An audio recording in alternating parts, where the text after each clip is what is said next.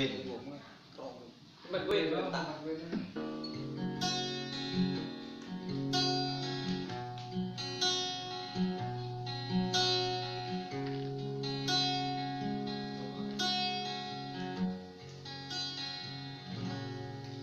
tôi muốn quên đi tháng với ngày cha đi lường qua một sinh cho con đỡ đói qua đêm. Tôi muốn quên đi đôi chân trần cha đi lường từng hạt thóc cho con một bữa cơm chiều. Ôi ngày tháng đôi vai gầy run run tựa vào hàng cây. Ôi thời gian hãy quên đi đôi chân không anh sao lao dưới dòng hoang vu. Lưng cha thì đôi nắng gầy ôi tóc bạc tựa trắng rơi cả cuộc đời và cả một đời đôi chân.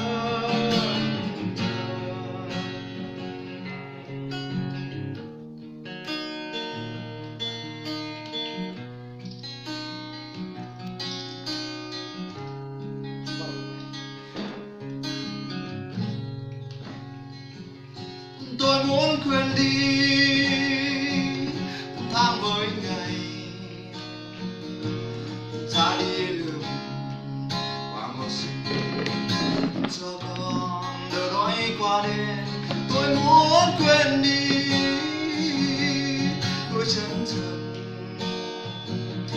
cha đi lường từng hạt thóc cho con một bữa cơm chiều.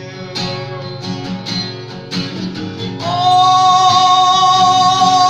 ngày tháng đôi vai gầy run run tựa vào hàng cây. Ôi thời gian hãy quên đi đôi chân không gầy xa lao dưới dòng hoang vu. Lưng cha thì đôi nắng gầy ôi tóc bạc tựa trắng xoay cả cuộc đời và cả một đôi chân.